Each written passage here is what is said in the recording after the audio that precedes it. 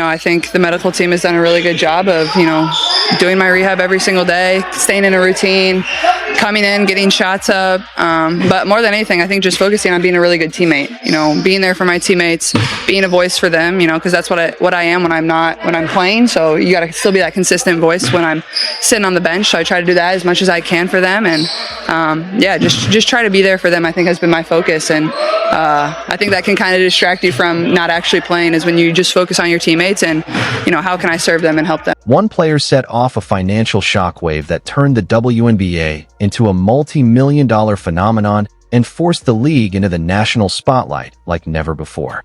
Yet instead of embracing this historic surge, many of the very people profiting from it are working against it. What follows is a look into the uncomfortable truths, the surprising pushback, and the almost unbelievable self-sabotage threatening to derail one of the most undeniable revolutions in modern sports. It's a unique perspective, when you're out there playing and actually in the heat of the moment, you don't always realize everything, you don't always see everything. You see things from a different perspective that maybe the coaching staff didn't see.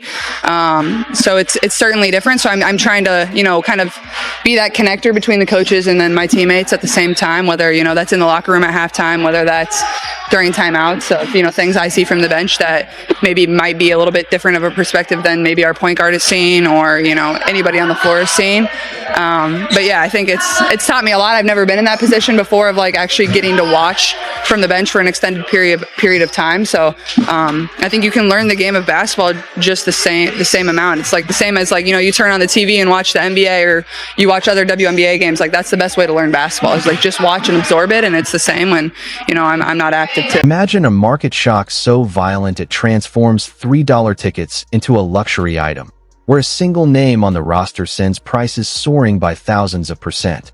That's the jaw-dropping phenomenon now being dubbed Clarknomics. Before her arrival, the WNBA, deeply loved by its loyal fan base, largely existed outside the mainstream spotlight.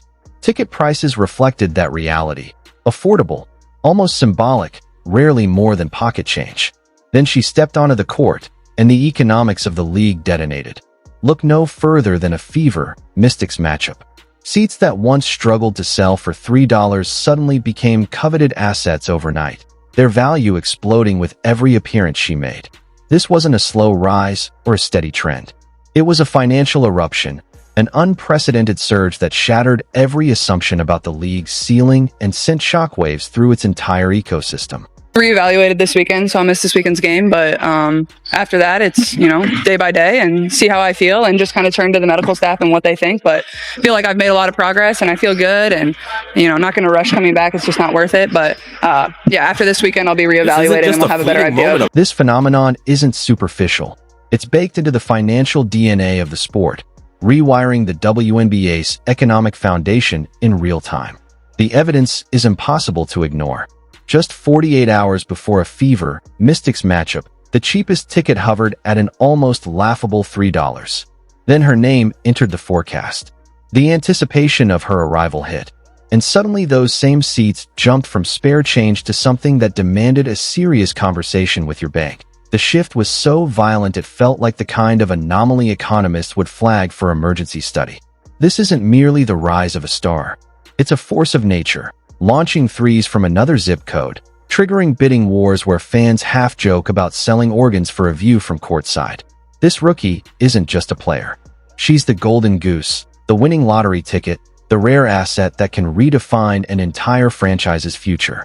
And when you're holding something that valuable, there's only one rule: protect it at all costs. Be a possibility, or we'll see. I think we're trying not to put an exact date out there, because it is kind of a day by day thing, and see how I feel. And this type of injury, you don't know when I wake up, I'll feel different than the day before, and we'll see. It could be a possibility, but I could also not be available for that game too. The most jaw-dropping evidence of this economic upheaval arrived with a single announcement that sent shockwaves through the sports world: news of her injury. A marquee showdown was set for June 7th in Chicago, her team versus Angel Reese's squad, a matchup already stamped as must-see, box office gold. Tickets were moving at a healthy $76, a strong number by any WNBA standard. Then the news dropped. She wouldn't be playing. The market responded instantly and mercilessly. Prices collapsed in real time. Those same $76 seats cratered to $25 almost overnight. No slow decline, no hesitation, just a free fall. Let that sink in. One player steps out of the lineup, and tens of thousands of dollars in perceived value evaporate on the spot. That's not hype. That's economic grab. At times, the hardest part is like just not being able to be involved in practice. Like, I love practice. Not a ton of people always enjoy like coming to practice every single day, but that's something I like really enjoy. Like, I really enjoy coming out here and like competing every single day with my teammates. Like, that's probably honestly what I miss most. Obviously, I miss the games. That goes for anybody that's ever hurt, but like, I love practice. I love getting better. So I think that's just kind of been the time for me to like really find some patience. Her absence alone erased nearly 70% of the ticket's value in an instant. Picture a 20,000-seat arena built for noise and chaos, suddenly reduced to hollow echoes because the headliner didn't take the stage. That's not a normal player effect. That's an economic shockwave. This isn't just about popularity or star power. It's a full-scale financial realignment. The WNBA is witnessing its revenue ecosystem get posterized in real time, without fully grasping the magnitude of what's unfolding. There is a clear before Caitlin Clark and after Caitlin Clark era, and in the latter, attending a game hits your wallet like a luxury purchase. You can argue about rankings. You can debate talent. But one thing is beyond dispute. She is the most important player in the league. Her presence moves markets. Her absence collapses them. In pure economic terms, her value eclipses everyone else on the floor combined. And that's not opinion. That's reality. No, definitely early in the game, but I couldn't tell you the exact play something occurred on, and could have occurred over the course of the game too. And then obviously adrenaline like covers up a lot of stuff when you're in the heat of battle. And after the game, I had some pain, and then got an MRI, and that kind of gave me the result that I didn't want to see. But those type of things don't lie. So she isn't just dribbling a basketball. She's dribbling bank accounts, warping media narratives, and rattling long-established egos. Her influence spills far beyond the hardwood, becoming something almost atmospheric, felt everywhere, even when she isn't on the floor, and the numbers prove it.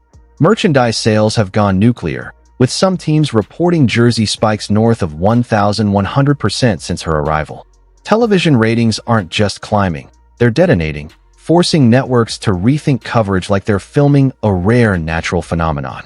New angles, constant cutaways, eyes locked on her every movement, every glance, every gesture, every off-ball moment gets dissected across the sports internet within minutes. It's less traditional broadcast and more documentary filmmaking. ESPN meets National Geographic, tracking a once-in-a-generation force in her natural hardwood habitat.